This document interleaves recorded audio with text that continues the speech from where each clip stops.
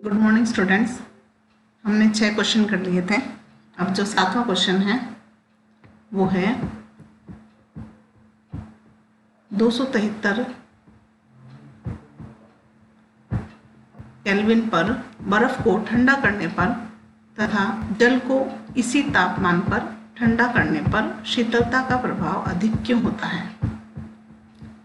273 kelvin पर बर्फ को ठंडा करने पर, 273 केल्विन का मतलब 0 डिग्री सेल्सियस हो गया ना, तथा जल को इसी ताप पर ठंडा करने पर शीतलता का प्रभाव अधिक क्यों होता है। तो देखिए 273 केल्विन पर बर्फ को ठंडा करने पर वह वायु में उपस्थित ऊष्मा को अवशोषित कर लेती है। वायुमंडल में जो ऊष्मा रहती है उसको वह अवशोषित कर लेता है, जिससे शीतलता का अनुभव होता है, ठंडक महसूस होती है।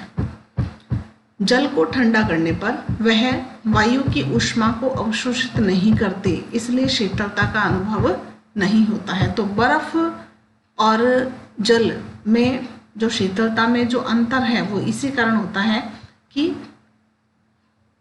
बर्फ जो है वो वायुमंडल में उपस्थित ऊष्मा को अवशोषित कर लेता है, इसलिए बर्फ होने पर आसपास ठंडक महसूस होती है, और जल जो है वो वायुमंडल की ऊष्मा को अवशोषित नहीं कर पाता, इसलिए शीतलता नहीं होती। तो यहाँ भी आप वाष्पीकरण को ले सकते हैं कि वाष्पीकरण ही, वापोराइजेशन के कारण ही और ठंडक या शीतलता महसूस होती है।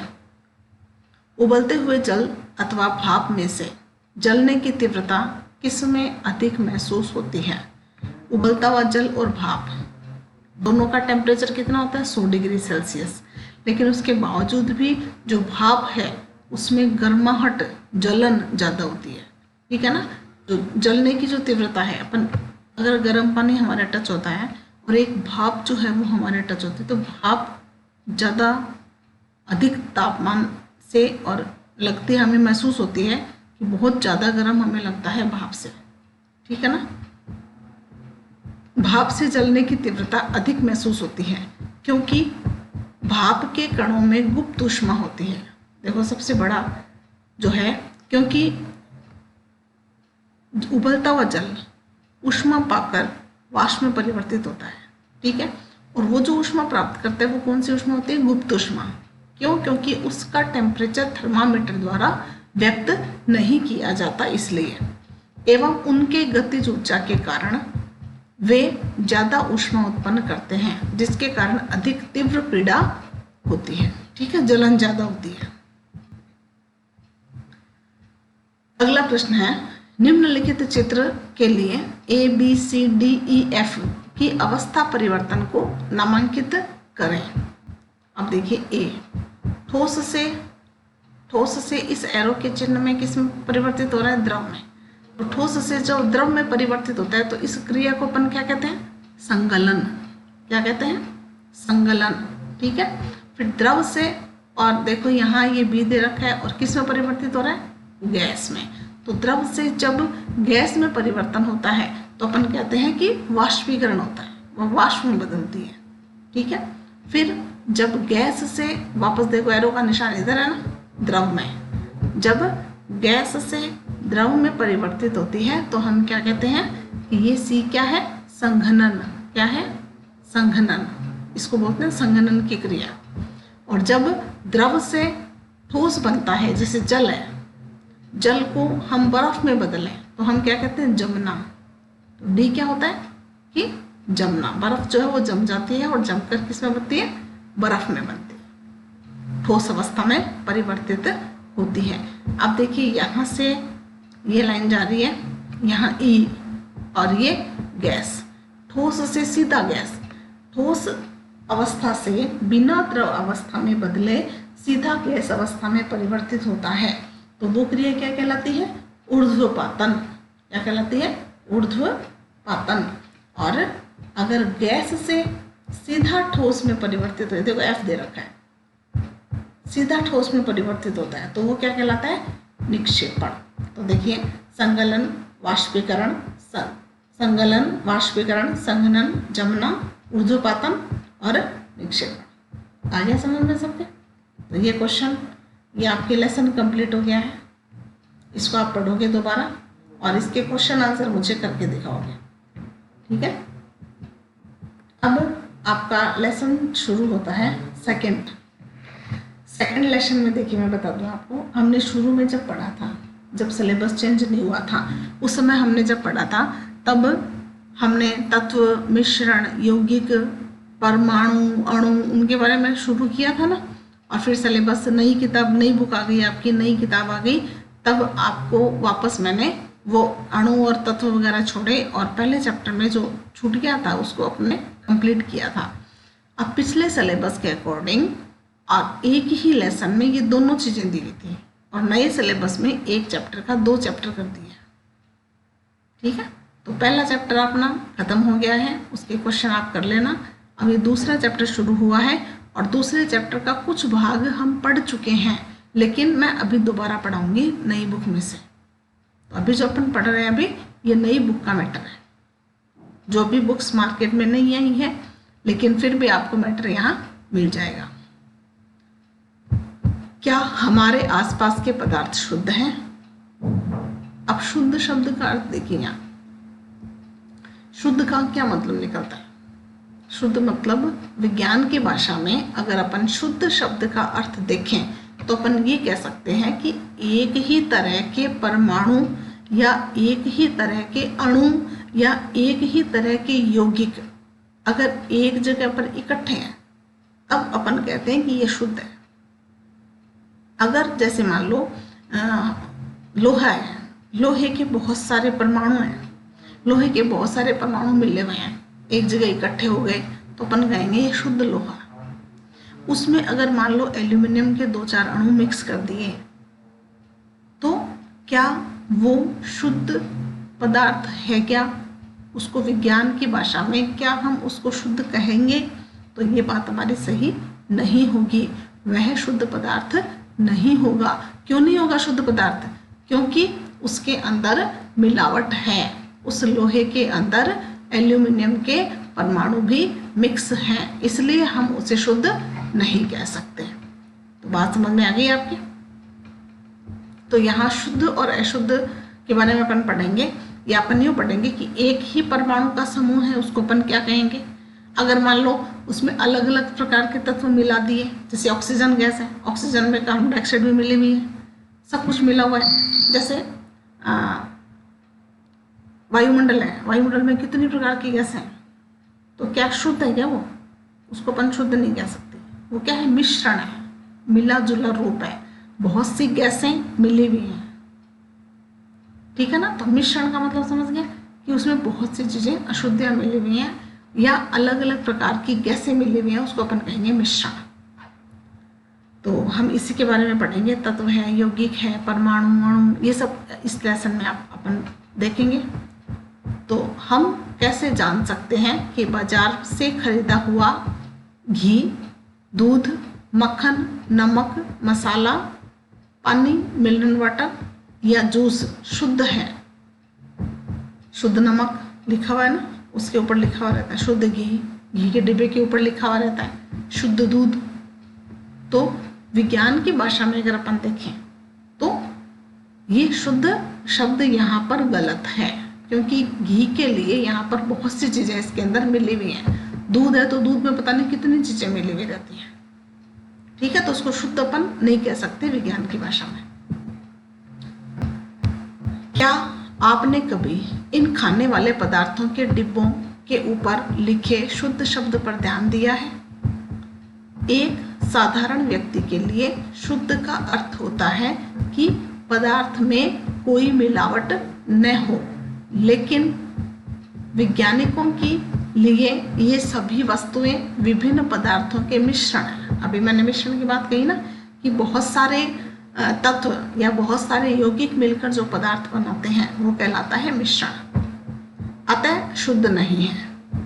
उदाहरण के लिए दूध, जल, वसा, प्रोटीन आदि का मिश्रण है। दूध में क्या क्या होता है? जल होता है, वसा होती है, प्रोटीन भी होता है। अगर खाली प्रोटीन हो तो अपन कहते हैं शुद्ध प्रोटीन है, अगर खाली वसा है तो अपन कहते हैं शुद्ध वसा है। ठीक है, जब एक वैज्ञानिक किसी पदार्थ को शुद्ध कहता है, अगर विज्ञान की भाषा में अगर अपन किसी पदार्थ को शुद्ध कहें, जैसे मैंने अभी एग्जाम्पल बताया था कि लोहा है, उसमें सभी परमाणु अगर लोहे के हैं तो उसको अपन शुद्ध कहेंगे कि वो शुद्ध लोहा है। तो विज्ञान की भाषा में शुद्ध किसे कहेंगे? इसका तात्पर्य यह है कि उस पदार्थ में मौजूद सभी कण समान रासायनिक प्रकृति के हैं। समान रासायनिक प्रकृति के मतलब एक जैसे हैं सारे। एक शुद्ध पदार्थ एक ही प्रकार के कणों से मिलकर बना होता है। एक ही प्रकार के कण होते हैं। जैसे लोहा है तो लोहे के होंगे, आयरन है तो आयरन के होंगे, ऑक्सीजन गैस है तो सभी अणु ऑक्सीजन के होंगे। ठीक है, तो उसको अपन कहेंगे शुद्ध। जब हम अपने चारों ओर देखते हैं तो पाते हैं कि सभी पदार्थ दो या दो से अधिक शुद्ध अवयवों के मिलने से बना है। उदाहरण के लिए समुद्र का जल, खनिज, मिट्टी आदि सभी का मिश्रण है। समुद्र के अंदर बहुत सी चीजें होती हैं, खनिज पदार्थ भी है, मिट्टी भी है, और भी बहुत सी चीजें होती हैं। ठीक है ना, तो अपन उसको कहेंगे मिश्रण। अब मिश्रण क्या है? मिश्रण का मतलब मिला दो, सब कुछ मिला दो। ठीक है ना, एक चीज में अपन कुछ और मिला देते हैं, फिर कुछ और मिला देते हैं, तो वो क्या बन जाता है? वो मिल जाता है मिश्रण। मिश्रण एक या एक से अधिक शुद्ध तत्वों या यौगिकों के मिलकर बना होता है। मिश्रण के बारे में मैंने बता दिया। हम जानते हैं कि जल में घुले हुए सोडियम क्लोराइड को वाष्पीकरण या आसवन विधि के द्वारा जल से पृथक किया जा सकता है। हम पानी में नमक डाल देते हैं, सोडियम क्लोराइड का मतलब नमक। ठीक है, पानी में अपन ने नमक घोल दिया। अब हम क्या उस पानी में से उस नमक को अलग कर सकते हैं क्या? आसानी से कर सकते हैं। हम क्या करेंगे? पानी को गर्म करेंगे, नमक हमने घोला हुआ है पानी के अंदर, तो क्या होगा कि पानी तो उड़ जाएगा और नीचे जो बचेगा वाइट वो क्या होगा? नमक। तो जल में से नमक को या सोडियम क्लोराइड को अलग किया जा सकता है। यद्यपि सोडियम क्लोराइड अपने आप में एक शुद्ध पदार्थ है और इसे भौतिक विधि के द्वारा इसके रासायनिक अवयवों में पृथक नहीं किया जा सकता। इसी प्रकार चीनी एक पदार्थ है क्योंकि यह एक ही प्रकार का शुद्ध अवयव रखता है और इसका यौगिक समान रहता है। तो कुछ पदार्थ ऐसे होते हैं जिनको अलग नहीं कर सकते, जैसे सोडियम क्लोराइड, नमक है, जैसे नमक को अपन जल में घोलते हैं तो जल से नमक को अलग किया जा सकता है। लेकिन बहुत से ऐसे पदार्थ हैं जिनको सोडियम क्लोराइड में डालने पर वो अलग नहीं किए जा सकते। क्यों? क्योंकि सोडियम क्लोराइड उनसे क्रिया कर लेता है। पेय पदार्थ और मिट्टी में एक समान कण नहीं होते। शुद्ध पदार्थ किसी भी स्रोत से प्राप्त हो, इसके अभिलाक्षणिक गुण एक समान होंगे। शुद्ध पदार्थ है तो उनके सभी कणों के गुण कैसे होंगे? समान होंगे। तो कुल मिला के अपन कह सकते हैं कि शुद्ध किसे कहेंगे? जिसमें एक ही प्रकार के तत्व या एक ही प्रकार की यौगिक होते हैं। एक ही प्रकार के जो सारे उनके जो रासायनिक गुण हैं वो एक ही प्रकार की क्रिया करते हैं, वो कहलाते हैं शुद्ध। और मिश्रण किसे कहेंगे? जिसमें बहुत सी चीजें मिली हुई हैं, उसको अपन कहते हैं मिश्रण। इस प्रकार हम कह सकते हैं मिश्रण में एक से अधिक शुद्ध पदार्थ होते हैं। एक से अधिक शुद्ध पदार्थ होते हैं। तो जैसे मान लो वही अपन एग्जाम्पल लेते हैं वापस कि लोहे में अपन ने आयरन मिला दिया, लोहे में अपन ने मान लो तांबा मिला दिया, जिंक मिला दिया, कुछ भी अपन मिला दें और मिश्रण कर लें अपन, मिला दिया। ठीक है, तो आयरन अपने आप में एक शुद्ध है, एल्यूमिनियम अपने आप में एक शुद्ध है। अगर दोनों को अपन अलग करेंगे तो दोनों शुद्ध है। दोनों को अपन ने मिलाया तो मिलाने के बाद में वो शुद्ध नहीं रहेगा, वो क्या बन जाएगा? अशुद्ध बन जाएगा या मिश्रण बन जाएगा, उसको अपन कहेंगे मिश्रण। अब है मिश्रण के प्रकार। अवयवों की प्रकृति के अनुसार विभिन्न प्रकार के मिश्रणों का निर्माण होता है। इस तरह मिश्रण कई प्रकार के होते हैं। कक्षा में अ, स, समूह में बांटे। एक बीकर जिसमें 50 ml जल और 1 चम्मच कॉपर सल्फेट चूर्ण, समूह ए को दे दें। ये अपन कक्षा में जब भी बैठेंगे, जब भी क्लास लगेगी, तब अपन ये कर सकते हैं कि कक्षा को 4 वर्गों में बांटा, ए ब स द। जो पहला वर्ग ए है उसको हमने क्या दिया, एक बीकर दिया जिसमें 50 ml जल है, उसमें मैंने क्या डाला, कॉपर सल्फेट डाला तथा 2 चम्मच कॉपर सल्फेट चूर्ण दें। हमने क्या दिया, ए को तो दे दिया, अब ब को एक बीकर में 50 ml पानी दें तथा 2 चम्मच कॉपर सल्फेट का चूर्ण अलग अलग दे दिया। पहले वाले को क्या दिया, मिला के दिया, दूसरे वाले को क्या दिया, अलग अलग दिया।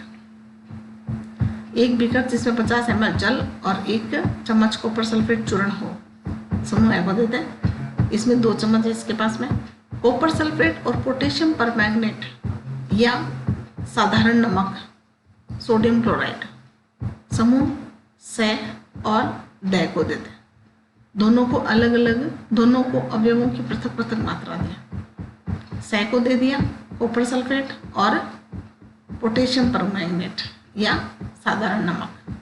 तो एक तो कॉपर सल्फेट देना है, एक साधारण नमक देना है, या कॉपर सल्फेट और पोटेशियम परमैंगनेट, लेकिन मात्रा अलग अलग देंगे। समझ में आएगा, जैसे ए और व को अलग अलग मात्रा दे वैसे इनको भी। अब पृथक पृथक समूहों के अवयवों, उन अवयवों को मिलाकर मिश्रण तैयार करें। मिला दो उनको, मिलाकर मिश्रण बना लो एक। उनके रंग और बनावट के आधार पर एक रिपोर्ट तैयार करो। अब देखो, ए को अपन ने क्या दिया, 50 ml और 1 चम्मच कॉपर सल्फेट। ब को क्या दिया, 50 ml और 2 चम्मच कॉपर सल्फेट। वही बात हो गई कि 1 गिलास पानी में अगर अपन 1 चम्मच चीनी डालें और 1 गिलास पानी में अगर अपन 2 चम्मच चीनी डालें तो चीनी का प्रभाव किस में ज़्यादा होगा, 1 गिलास वाले में होगा कि 2 गिलास वाले में होगा? 2 गिलास वाले में होगा ना। 2 गिलास वाला ज़्यादा मीठा होगा, उसमें चीनी का प्रभाव ज़्यादा दिखेगा। वैसे ही कॉपर सल्फेट का प्रभाव ए वाले बीकर में ज़्यादा दिखेगा या ब वाले बीकर में ज़्यादा दिखेगा? ब वाले बीकर में ज़्यादा दिखेगा ना। और इसमें भी स और द में भी हमने अलग अलग मात्रा दी इनको। समूह ए और ब के एक मिश्रण प्राप्त होता है जिसकी बनावट समान है, दोनों नीले रंग के होंगे। कॉपर सल्फेट नीले रंग का होता है। इस तरह के मिश्रण को हम समांगी मिश्रण, समांगी मतलब एक समान, अथवा विलयन कहते हैं। इस तरह के मिश्रणों के कुछ अन्य उदाहरण हैं। जल में नमक, जल में चीनी, अभी मैंने चीनी का उदाहरण बताया था। दोनों समूहों से प्राप्त घोल के रंगों की तुलना करें। रंग दोनों का समान होगा, यद्यपि दोनों समूह के पास कॉपर सल्फेट के घोल हैं। कॉपर सल्फेट के घोल है और कॉपर सल्फेट का घोल नीले रंग का होता है। तो ए के पास जो है वो भी नीले रंग का होगा, ब के पास है उसके पास भी नीले रंग का ही घोल होगा, लेकिन उन दोनों घोलों के रंगों की तीव्रता पृथक पृथक है। एक ज़्यादा नीला होगा, जिसमें 2 चम्मच डाला है वो ज़्यादा नीला होगा, जिसमें 1 चम्मच डाला है वो कम नीला होगा। यह दिखाता है कि समांगी मिश्रण पृथक पृथक संगठन रख सकता है। ठीक है, अलग अलग प्रकार हो सकता है। समूह स और द ने जो मिश्रण प्राप्त किया उनके अंश भौतिक दृष्टि से पृथक है। इस प्रकार के मिश्रण को विषमांगी मिश्रण कहते हैं। अलग अलग प्रकार के है ना, एक को अपन ने पोटेशियम परमैंगनेट दिया, एक को अपन ने नमक दिया, तो उनके रंग भी अलग होंगे, वो अलग प्रकार के मिश्रण बनेंगे। सोडियम क्लोराइड और लोहे की छिलन, नमक और सल्फर एवं जल और तेल विषमांगी मिश्रण के उदाहरण हैं। विषमांगी मतलब अलग अलग प्रकार के मिश्रण जो आपस में मिक्स नहीं होते हैं। सोडियम क्लोराइड और लोहे की छिलन, लोहे की छिलन को सोडियम क्लोराइड में डालो, दोनों मिलेंगे नहीं आपस में, एक दूसरे के अंदर मिक्स नहीं होंगे, घुलेंगे नहीं। लोहे की छिलन जो है वो सोडियम क्लोराइड में मिक्स नहीं होगी, अलग अलग दिख सकते हैं। उनको अगर अपन वापस अलग अलग करें तो कर सकते हैं। नमक और सल्फर ये दोनों मिक्स नहीं होते, क्रिया नहीं करते। ठीक है, जल और तेल, जल में आप पानी में तेल डालो, तेल अलग दिखेगा, जल अलग दिखेगा, तेल ऊपर आ जाएगा। तेल जल के अंदर मिक्स नहीं होगा। एक तो अपन जल में चीनी डालें, मिक्स हो जाती है, चीनी अलग दिखती है क्या? नहीं दिखती ना, तेल अलग दिखेगा। तो समांगी और विषमांगी का मतलब पता चल गया। समांगी का मतलब होता है एक ही घुल जाना, उसके अंदर घुल जाना, मिल जाना, एक रूपता आ जाना। और विषमांगी का मतलब क्या होता है कि दोनों अलग अलग रहना। ठीक है, आइए पुनः कक्षा को 4 समूह ए व सतह में बांटें। ये वापस अपन कर सकते हैं। समूह ए को कॉपर सल्फेट के कुछ क्रिस्टल दें, कॉपर सल्फेट के टुकड़े। बे को 1 चम्मच कॉपर सल्फेट दें पिसा हुआ। ठीक है, इसको तो टुकड़े दिए, इसको हमने पिसा हुआ दिया। से को चौक का चूर्ण या गेहूं का आटा दें सफेद। ठीक है, और दे को दूध या शाही की कुछ बूंदें, दूध की बूंदें सफेद होती है, शाही की बूंदें नीली। छात्रों को कांच की छड़ की सहायता से नमूनों को जल में मिलाने को कहें। पानी में घोल दिया उनको, क्या कण जल में दिखाई देते हैं। अब टॉर्च से प्रकाश की किरण को बीकर पर डालें और इनको सामने से देखें, क्या प्रकाश की किरण का मार्ग दिखाई देता है। अब मिश्रण को कुछ समय तक शांत छोड़ दें। इस बीच मिश्रण छानने वाले उपकरण को तैयार कर लें। क्या मिश्रण स्थिर है।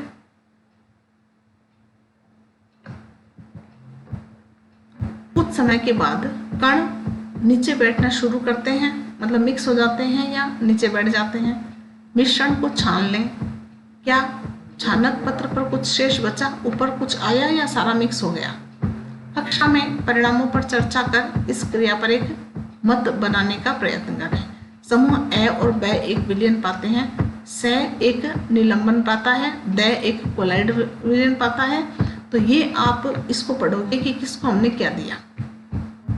ठीक है ना, और वो मिक्स होंगे कि नहीं होंगे, तो इसको इस क्रियाकलाप का पूरा पढ़ें और पूरा पढ़ के, और ये आप ध्यान रखना कि किस समूह को हमने क्या दिया और उसको किस में बोला। ठीक है, तो इसको आप पढ़ें। चैप्टर मैंने शुरू करवा दिया, अभी शुरू ही हुआ है, कुछ परिभाषा आई है केवल।